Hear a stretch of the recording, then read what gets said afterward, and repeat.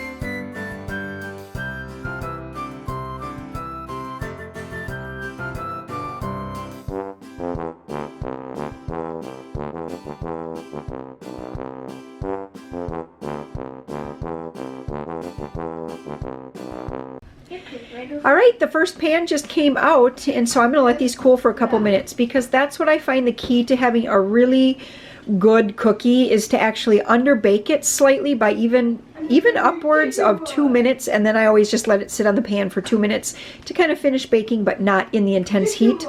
It just seems like the cookies turn out so much better that way, and if you like chewy cookies, they stay chewy. These, we don't really want them to be chewy, but we also don't want them to be hard.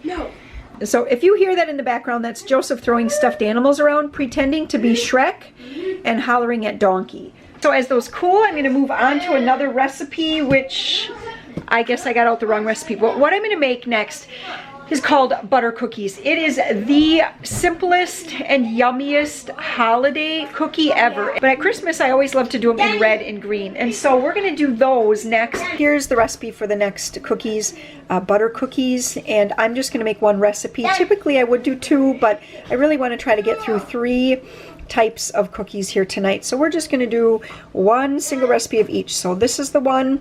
This has cream of tartar in. So making Christmas cookies is a big reminder to me that Warren and I grew up with different styles of Christmas cookies. Melding those and making kind of our own new traditions has really been quite a thing. I mean, we've been doing this for almost 22 years here now, so, you know, it's not such a big deal now. But in our early years, it really was a struggle because he grew up with cookies. Just about every single recipe used shortening, and I grew up where every recipe used butter. So there was definitely a flavor difference in our cookies and what we were used to and what we liked. We figured it all out, and now pretty much, I'm not sure if he knows this, but I just do half shortening and half butter in just about every single cookie I make. That way, then we just get the best of both worlds. All right, so here's our whole big sheet of our candy cane cookies, which look nothing like candy canes because those were too putsy. These are much faster to do, and Peter became quite the pro.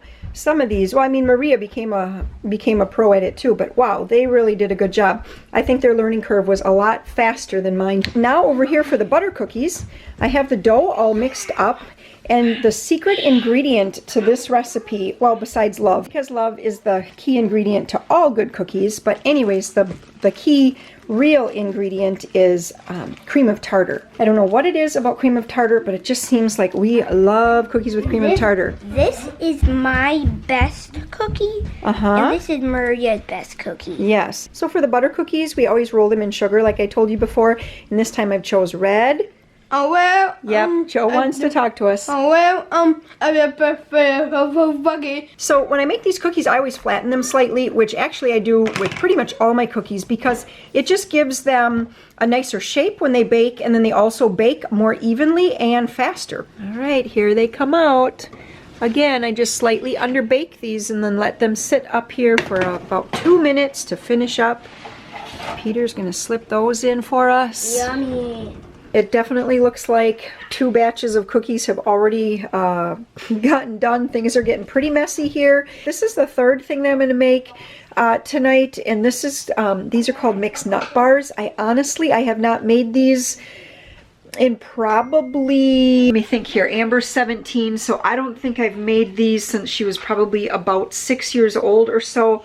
Anyways, I got this recipe from a friend years and years and years ago, and it's just time to make these again. So I thought it would be just kind of a different addition to our Christmas platter, being that they're mixed nut bars. There's really, you know, there isn't anything red or green or all, you know, pretty Christmassy about it, but it just kind of adds a nice texture. So what happens here is I put in the flour and the brown sugar and some salt in my food processor, and then I'm going to give that a whirl, put in a stick of butter, and then pulse it for a little bit until it's crumbs and pat it into my cake pan. So in typical me fashion, I didn't quite have the ingredients right. I really needed a full cup of butterscotch chips, and I only had about 2/3 of a cup, and I see that really makes a difference. Because when I melted the butterscotch chips, what I had of them, and then added in the corn syrup and the butter, it just didn't make quite enough sauce to reach all the way to the edges. So I'm just going to bake this and hope that maybe as it gets even hotter, it's going to kind of spread out a little bit more. We'll see how this goes. If not, this is just going to be something that I guess we'll just kind of snack on as just a now treat rather than something that we wait and serve at Christmas. I'm just cleaning things up while those nut bars bake for the last 10 minutes.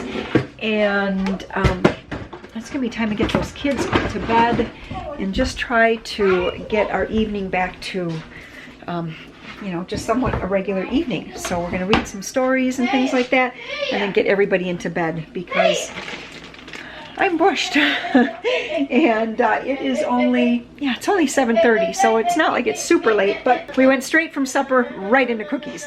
So I'll show you those nut bars as soon as they come out of the oven. Hopefully that they work out okay. Even if just the center ones work where all of the sauce is, I think I'll still be able to salvage those, and then the other ones we'll just kind of snack on. And I will put all 3 of these recipes up on the blog. There probably isn't going to be any fancy pictures or anything with it, just a quick, you know, just the recipes. So if you are interested, sorry for the lighting here, I'm trying to put stuff away, but if you are interested in those, you could just hop on over, and I'll put a link in the description below. That's my blog, is actually called Camp Homeschool. And Peter, don't open that, okay? Yep. Okay, these just came out of the oven and I'm actually pleasantly pleased. It looks like a lot of the sauce kind of got hot and then melted into these corners over here.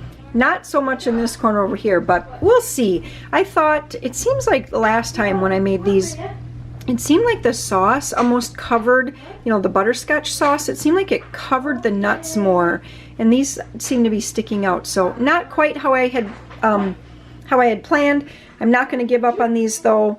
And I may actually make them again because I really do want these on our tray. But I'm going to make sure I have a whole cup of the butterscotch chips next time. And these cookies over here, look, they were all even and now they're slowly disappearing, it looks like. I hear someone getting a drink of water, which means they just ate a cookie. Maybe. In their cute little winter jammies. Look at that. The fur hood. I don't know how she can sleep in that, but there we go. Very, very cute. Got even a little pom-poms. Little pom-poms. Love it. All right, guys, I'm just packaging up some of these cookies that have already cooled and getting ready, like I said, to go read some stories to the kids. So thanks a lot for hanging out with us while we make the first of many, many, many cookie recipes that we're going to make this Christmas season. If you want the recipes, you can go to camphomeschool.blogspot.com and I'll have all 3 of these recipes there. So you guys have a great evening and I got dishes to do, so take care. Bye-bye.